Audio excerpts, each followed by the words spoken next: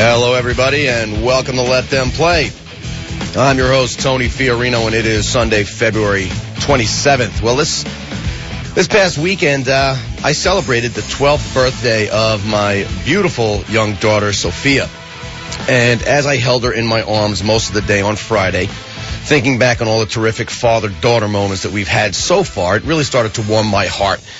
But as if you listen to the show, you know that as is normally the case, the warm heart soon turned into a case of heartburn when I experienced yet another father-daughter scenario playing out right in front of me just yesterday at a basketball game. Turns out there was one particular dad in the stands not too far from me who just puzzled me beyond belief. This guy seemed all too understanding of every girl who seemed to be making mistakes on the court. That is, every girl except for one. Care to guess who that girl was? That's right, his own daughter. No matter how easily he could handle the misfortunes of all the other kids, each time his daughter made a mistake, he would openly criticize her in front of, and quite frankly to, the rest of us parents. It got me to thinking, at what point do we as parents stop acting like our own kids' biggest critics? You know, let's face it, we are the biggest critics of our own kids, and for a variety of reasons, and we're going to be talking about that all day. But I really wanted to get my arms around, when does this stop? Well, no sooner did I ask myself that question than I got it answered, because I came across an interview that I believe it was CNN did with Dirk Nowitzki. For those of you who don't know Dirk Nowitzki, he plays for the Dallas Mavericks and was recently named MVP for the NBA. Now, apparently, based on this article, the criticism from parents never stops. In this interview, Nowitzki admits that even to this day, remember, this is a guy who was voted the most valuable player in the NBA, where LeBron James and Kobe Bryant and Dwayne Wade all play.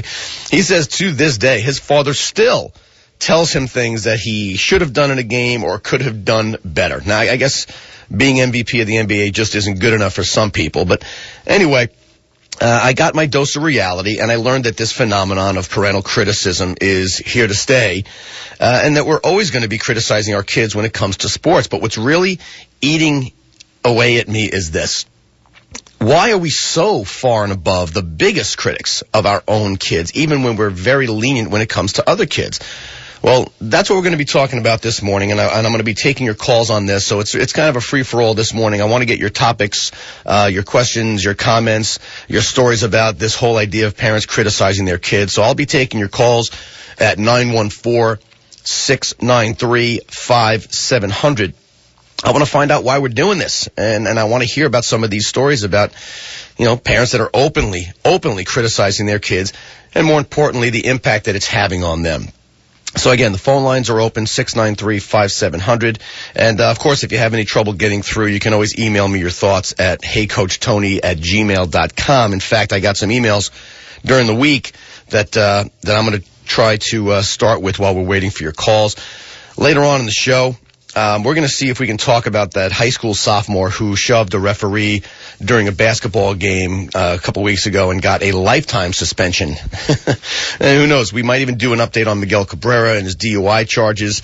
And you know what? I think every few months I come across an article that I like to call the worst article on sports ever written, and I did come across one, and we'll see if we have time to fit that in. But again, we're going to be taking your calls this morning, 914-693-5700.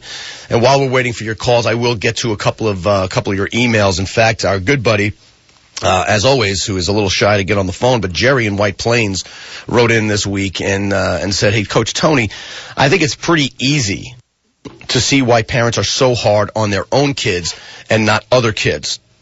They, as parents, want their kids to be recognized as being better than other kids.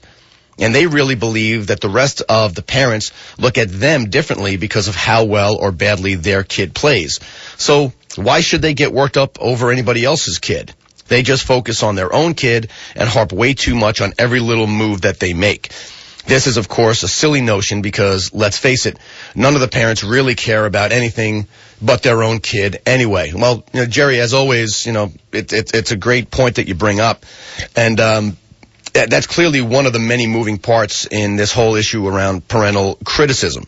I think there is a certain amount of, and this is even at many levels, there's a certain amount of reflection, let's call it, and I'll call it self-reflection, where what your kid is doing is indeed a reflection on you as a parent.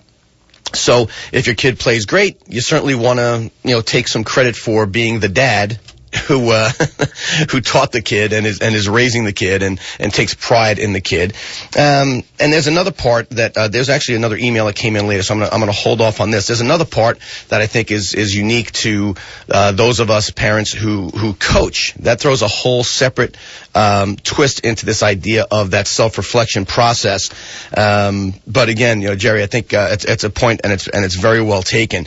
So again, this morning we are talking about parental criticism, and I know some calls have come in, but we're going to have to go to a break. But before we go to break, folks, this past week, like many of you, I had my kids home from school, and you know what? Instead of sitting around all day thinking about what to do, I decided to take them to Catamount Family Ski Area in Hillsdale, New York. You got to check out Catamount on the web. Just go to www.catamountski.com. We were there Tuesday, Wednesday, and Thursday, and the skiing was just awesome. It is without a question the perfect winter day trip. Just over an hour, and we're literally on the slopes. Rich Edwards and his friendly staff at Catamount make you feel right at home while you enjoy the day on their really perfectly groomed trails. There's still plenty of great skiing left this winter, and I just saw some really cool news while I was there this week. If you buy next year's season pass now, you get to ski all of March for free. And I'm not going to quote the rates because it was on a sign, but I know for a fact, I think kids were as little as $99 for a season pass, and I think the adult pass was $299, and obviously the young adult was somewhere in the middle, okay? I think it was like $219 or something like that. But if you buy next year's season pass, listen, my kid went with a friend to Thunder Ridge, and that place is a dump. I don't mind saying it. And that was a $50 single day pass. You got to get this the season pass to Catamount. It's a great deal, and like I said, you get to ski all March for free. So just go to www.catamountski.com for more information. Stick around, folks. We'll be right back.